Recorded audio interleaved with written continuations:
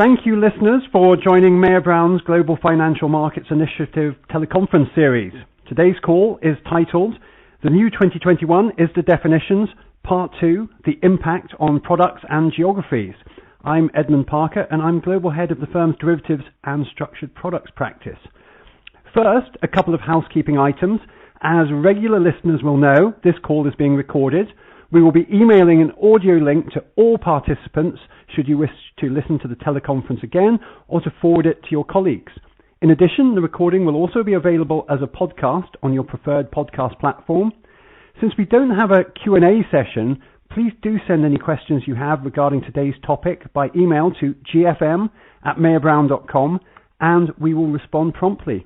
This is the same email address as you'll find on your invitation email. Well, in part 1 of our discussion, today being part 2, we discussed the background and history of the ISDA definitions and how the 2006 ISDA definitions transition into the 2021 ISDA definitions. We looked at the structure, implementation, timeline and impact of the 2021 definitions. We looked at floating rate options and new naming conventions and the matrix concept, the inclusion of risk-free rates and RFR calculation methods, the new fallback section, the general integration of the benchmark supplement and the integration of the IBOR fallbacks protocol approach, as well as the new cash settlement approach and other notable changes such as calculation agent and business day provisions. And a recording of that discussion is available on our website.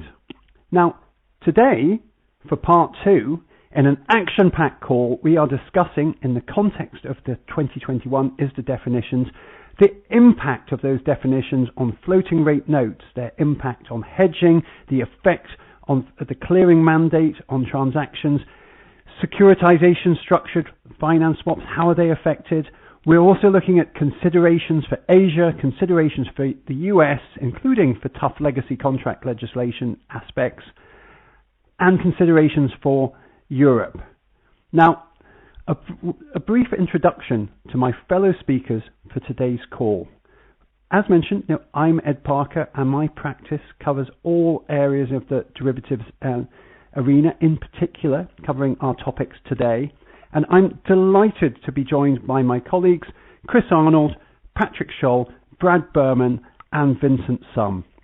Chris Arnold is a partner in our derivatives and structured products practice based in the London office, and Chris's practice focuses on derivatives and structured products acting for the world's leading investment banks, as well as other financial institutions, end users, trustees, service providers and industry groups.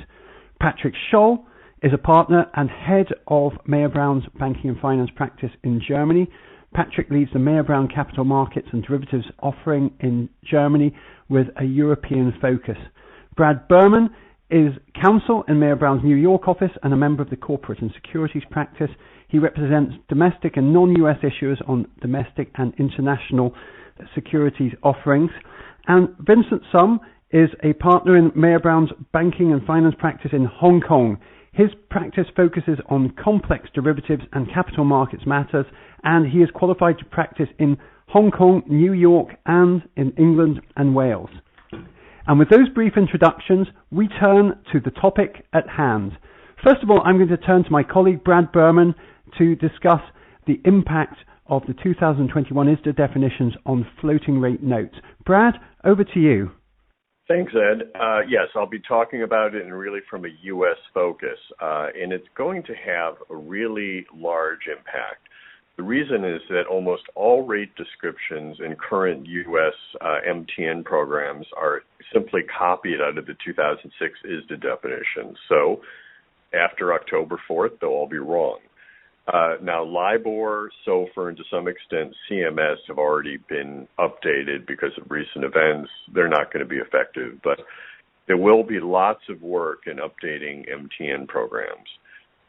The matrix, as Ed mentioned, has some new, for U.S. dollar, has some new rates that are becoming popular that people will probably be adding to their programs.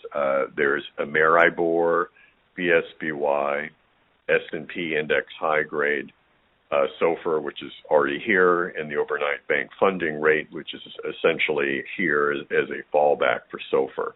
So How would you draft to update these programs? Now, the old way was simply to copy the descriptions out of the 2006 ISDA definitions. The new way is we have to enter the matrix. You have to take the red pill, not the blue pill. So how do we use the matrix? Well, when you look at it, there's lots of columns, lots of really tiny print. It's a little overwhelming at first, but you can start breaking it down. Most of the first groups of columns in the matrix are just simple identifications. For example, the name of the rate, whether the rate's an overnight or term rate, and also where do you get the rate. And they divide it up into screen rates, which are simply read off a screen, and including H15519, that's the U.S. Federal Reserve daily published rates, and quite a number of rates are there. And then there's what they call calculated rates. Those involve a calculation that is mainly federal funds and U.S. Treasury bill rates.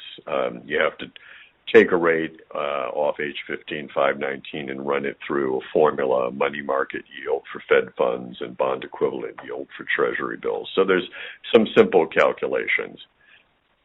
The biggest change is the fallbacks. No more polling, which was known as reference banks in the 2006 ISDA definitions. I will note that reference banks still continues to live on in the main book. So I guess parties could agree to use reference banks for a fallback if they wanted. But we well know the obvious problems with polling. If there's no quotes, you end up with a fixed rate note, and nobody wants that anymore. So they broke it down into three situations: a temporary cessation, a permanent cessation, and a new one, what's called an administrator benchmark event. Now, the temporary one, the first fallback, and that's called this. And that's essentially you turn the screen on. I don't know. There's a power outage, whatever. Can't get the rate that day. That's the standard temporary non-publication trigger. And what you do there is simply use the previous day's rate. It's super simple. Permanent cessation is essentially, that would be if there was an index cessation event. In there, that uses the same descriptions there as currently used for U.S. dollar, LIBOR, and SOFR. In other words, public statements by the administrator or the regulatory supervisor for the rate that it's going to cease. And then there's a third option, which is used in U.S. dollar LIBOR, and that's the rate's no longer representative even if it's being published. That was the old kind of zombie LIBOR concern. So those are the index cessation events. Now, the third one that's new is the administrator benchmark event. And essentially what that is you receive a notice from the issuer or the trustee that under law or regulation, it's illegal to continue using the rate. So now what do you do? Well, what they have is they have what they call the generic fallback provisions. And there's 5 choices, some of which may not be workable for floating rate notes. But the general thrust of these is the parties to the transaction, the issuer and the trustee on behalf of the holders in the case of floating rate notes, they must work in good faith to go through each of the alternative continuation fallbacks to get to what they call a continuation amendment. And a continuation amendment means an amendment to the terms of the transaction to allow the transaction to continue in accordance with its terms as amended in accordance with the relevant alternative continuation fallback. So essentially, you want to keep the note going. Everybody's supposed to work together using one of these 5 alternative continuation fallbacks. So let me just read them, and it'll be pretty obvious to see which one is going to work for a floating rate note with many, many holders. So there's agreement between the parties. I don't think that's going to work. Application of alternative pre-nominated index. I think that's a hopeful possibility. Application of alternative post-nominated index probably won't work. Application of calculation agent nominated replacement index, that's a possibility, and no fault termination. No. So I think what's going to happen is the alternative pre-nominated index is really likely the most workable one. And I think what we're going to see is issuers would specify in their offering documents for the notes when it goes out essentially a fallback rate. And so this way, everybody would agree in advance. It would be part of the terms of the note that, for example, if the Fed funds stops working, we all agree to go over, and there's an administrative benchmark event, we all agree to go over to the commercial paper rate, something like that. So anyways, it would be agreed to advance. It would be in a term of the note. You could have calculation agent nominated discretion. I doubt we're going to see much of that. I just mentioned there's at least one rate that's not in the matrix, that's CMS, not included there. And it's going to be very interesting to see how the market develops with drafting that. I think we get a hint of what the descriptions might look like because ISDA produced supplements to the 2006 ISDA definitions for Ameribor and BSBY, so you kind of have some drafting models there. So I think we're going to see a lot of pencils being sharpened come October. I think issuers need to start thinking about this. Many of them have just updated their programs, so those will have to be revisited. So that's the story on U.S. floating rate notes. I'm going to turn it back to you, Ed. Thank you. Brad, thank you very much. I now turn to my colleague, Chris Arnold, to discuss the impact on hedging of the 2021 ISDA definitions. Hello. I want to spend the next few minutes looking at some of the issues that the adoption of the 2021 ISDA definitions and the broader transition to risk-free rates raises the transactions entered into to hedge interest rate risks in connection with financing transactions. Interest rate swaps and cap transactions are commonly used by borrowers in a wide range of loan facilities to hedge the borrower's exposure to the risk of increases in the IBOR-based floating rates that are used to determine the interest on the loan. In many cases, such hedging is mandated by the lenders to ensure the borrowers have sufficient cash flow to meet their obligations to pay interest on the loan. Such hedging transactions are also very common in securitizations and other structured finance deals, where interest rate swaps are used to convert the income stream on the securitized assets into the agreed interest rate on the bonds issued by the securitization vehicle. For example, a mortgage portfolio may pay a blended rate of fixed-rate loans, and the securitization vehicle may issue different classes of notes with fixed and floating rates. To eliminate the basis risk between the income on the assets and the liabilities under the notes, the vehicle will enter into interest rate or basis swaps to match the two legs. In both loan hedging and securitization hedging, it is vital that the income flow that the borrower or issuer receives from the hedge closely matches the obligations that it has under the relevant loan or bond. In the case of securitizations, any mismatch at all could lead to principal losses for bondholders.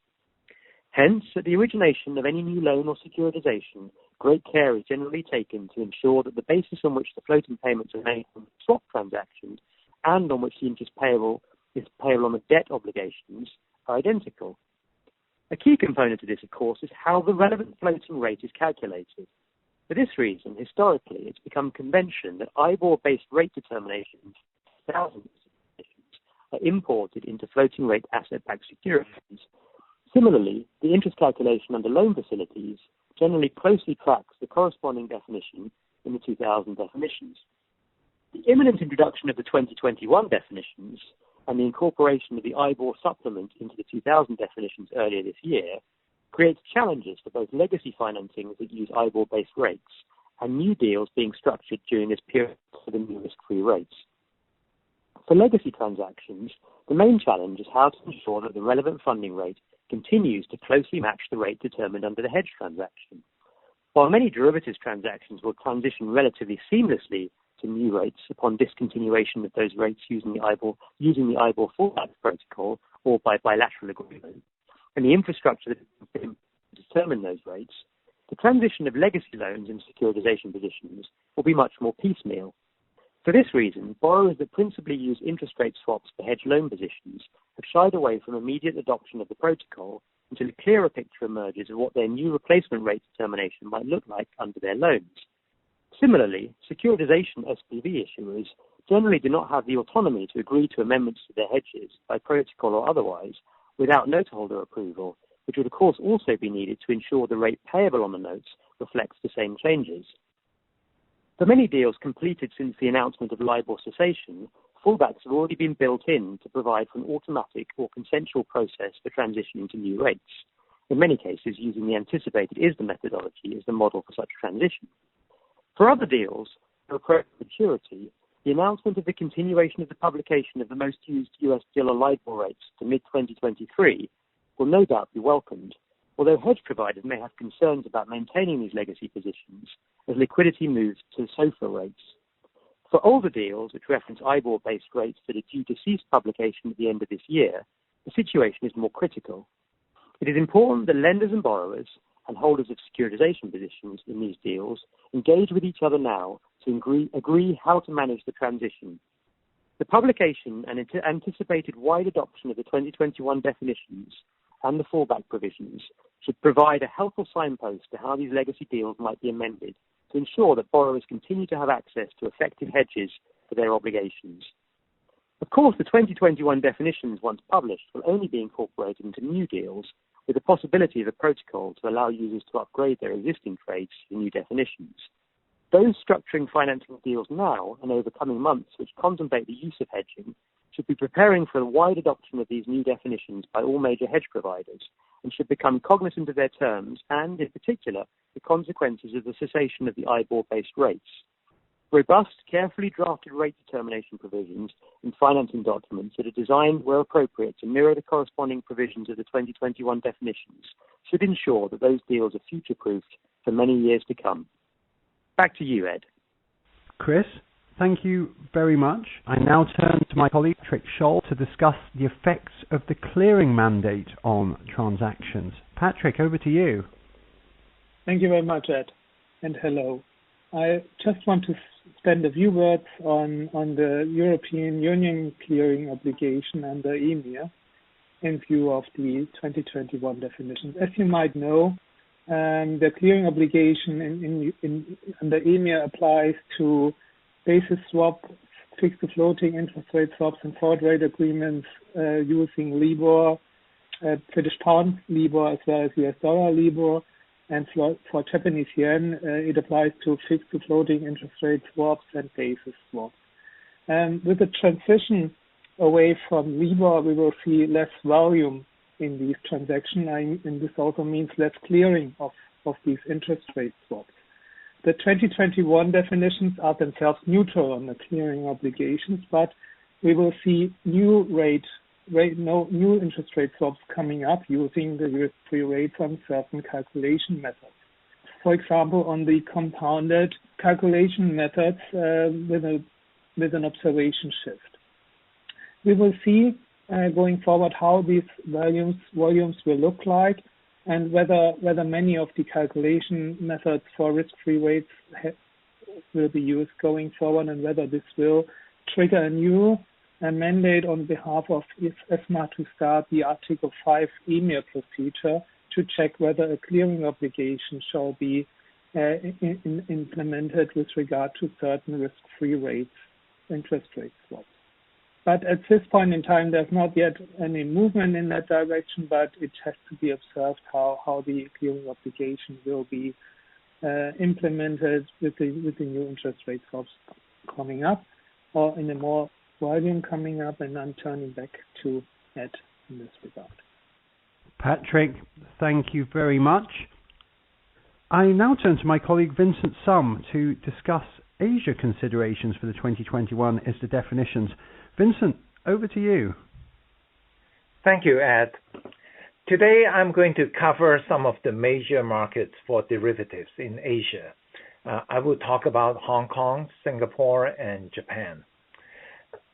First, for Hong Kong, the current rate is HIBOR, and the alternative rate, or the fallback rate for the purposes of the definitions, is the Hong Kong Overnight Index Average, HONIA. Even though HONIA is identified as the fallback rate, there is actually no current plan to discontinue HIBOR by the Hong Kong Monetary Authority, which is Hong Kong's banking regulator, and the Hong Kong Treasury Market Association. HIBOR has already been subject to a number of reforms. In addition to the derivatives market, HIBOR is extensively used in the mortgage market as well in Hong Kong, and therefore any transition away from it will affect both existing and future mortgages. It will impact ordinary people and who have mortgages, and it will also impact mortgage-linked products. So, in my view, it is unlikely that HIBOR will be abruptly discontinued, at least in the medium term. So what that means is both HONIA and HIBOR will coexist. The Hong Kong Monetary Authority has laid down a few milestones for the transition, and this applies to both, not only to derivatives, but to generally to the finance market as well. Banks should be able to be in a position to offer products referencing the alternative rates to LIBOR from 1st of January 2021, which is beginning of this year. And by 30th of June 2021, banks should cease to issue new LIBOR-linked products that will mature after 2021. And by December the 31st of this year, banks should cease to issue LIBOR products. So although these, like I said, these milestones are not targeted specifically at derivatives, they will nevertheless apply to derivatives instruments as well. Next, I will turn to Singapore. For the derivatives market and for purposes of the derivatives definitions, the current rate is something called swap offer rate, SOR. SOR is just another interbank lending rate like SIBOR that's based on the cost of swapping US dollars and Singapore dollars. Since US dollar LIBOR is used in the computation of SOR, SOR will be discontinued and will be replaced by the Singapore overnight rate average, SORA. So SORA is the fallback under the definitions. The timeline is not laid down in stone yet, but is expected to be mid-2023 for the discontinuation of SOR. With respect to SIBOR, SIBOR will be discontinued and will be replaced by the Singapore overnight rate average, SORA. Finally, I would turn to Japan. In Japan, there are two current rates.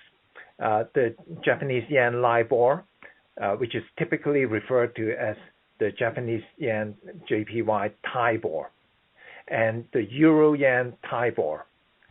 And the alternative rate is the Tokyo overnight average rate, TONAR. Like Hong Kong, Japan implemented TIBOR reforms a number of times, so TIBOR is expected to continue and it will coexist with TONAR. However, Japan is considering integrating the Japanese yen and Euro yen TIBOR. So it is likely that the Euro yen TIBOR will be eliminated by the end of 2024. So that's all I have for Asia. Back to you, Ed. Vincent, thank you very much. I will now discuss some of the US considerations for the 2021 ISDA definitions. Now, my colleague Brad Berman covered most of the key points as part of his discussion on the impact of the 2021 definitions on floating rate notes. So I would just like to pick up on a couple of points to bear in mind, and these really relate mainly to the transition from the LIBOR, IBOR rates to the new risk-free rates. And one of the key aspects here is the delay or the later transition of the majority of the USD LIBOR rates to new alternative reference rates. So whereas we have Supplement 70 of the 2006 ISDA definitions, which is introduced through the 2020 ISDA IBOR fallbacks protocol that facilitates most of that transition, and Supplement 70 is incorporated directly into the new 2021 ISDA definitions. it's important to bear in mind that the non-US rates, except for 1 week and 2 month settings, their last planned day for LIBOR publication and representativeness is the 31st of December 2021. For the other US rates, so 6-month LIBOR, 3-month LIBOR, 12-month LIBOR for US dollars, the last day of publication and representativeness for those rates is 30th of June 2023. So a whole 18 months later. So the USD LIBOR rates that are in the 2021 ISDA definitions are going to go on having relevance for far longer than the sterling and the other currency rates. Albeit that there will be restrictions in entering into new transactions that are imposed by regulators. The other aspect I think is worthy of mention is what's to be done about tough legacy contracts. Now, we've done a series of webinars on IBOR transitions, and we've looked at the impact of US legislation on tough legacy contracts. And so there was the New York LIBOR legislation that came into force in April 2021. There is new legislation at federal level that is passing through the US legislators, again, which will tackle tough legacy contracts which contain the old LIBOR rates, where it's difficult to, where parties refuse to sign up to the IBOR fallbacks protocol. Well, the good news I think here is that's not particularly relevant for the 2021 ISDA definitions, because those rules only apply where there is a lack of a proper documentation fallback. So because Supplement 70 of the 2006 ISDA definitions is brought in to the 2021 ISDA definitions, that is the adequate fallback that's in place. So this tough legacy legislation is not going to apply, and it's not going to be relevant either. The important point remains that the USD LIBOR provisions will have a longer lifetime for LIBOR rates than the other LIBOR tenors, which are also included in the 2021 ISDA definitions. So with that coverage there of the US the US position, I now turn to my colleague Patrick Scholl to discuss European considerations. Patrick, over to you. Thank you very much, Ed. In the following, I want to touch base on 3 points. First of all, the EU benchmark regulation and its responses to benchmark replacement and transition. The second, the recommendation of the working group, of the ECB working group on euro risk-free rates that have been published in the 11th May. And finally, on hedging with respect to German law derivatives. With regard to the statutory replacement of a benchmark under the European benchmark regulation regime, the amendments that apply since February this year don't apply automatically. It requires an implementing act by the European Commission following a consultation. This means as long as there is no implementing act, contractual fallbacks will apply, and they will also be considered if the European Commission will do a certain implementing act. With regard to this new statutory replacement possibility, there has been a consultation started in the European Union with regard to certain Swiss franc LIBOR transactions, in particular saving accounts, mortgages, and loans that might become subject to a implementing act by the European Commission. The consultation just ended on the 18th of May, and we will see whether this finally will result in the very first European Union Replacement Act for a benchmark with regard to contracts that are governed by EU law. With my second topic today relates to the recommendations by the ECB working group on euro risk-free rates. There has been a consultation on Euribor fallback trigger events and ISDA-based Euribor fallback rates, and the final recommendations have been published on 11th May 2021. With regard to derivatives, the recommendations are quite helpful because the working group more or less acknowledges what has been implemented by ISDA in the ISDA 2021 definitions, as well as in the IBOR protocol that these replacements are more or less acceptable to the working group, and there are not any kind of additional recommendations made with regard to fallbacks with regard to on LIBOR derivatives. One point that is quite interesting to consider is that with regard to trigger events, the working group recommends to use a pre-cessation trigger also for Euribor. This is not yet a standard trigger under the ISDA documentation, but it has to be taken into account going forward when you are able to switch on a pre-cessation trigger under the 2021 definitions, also with regard to Euribor.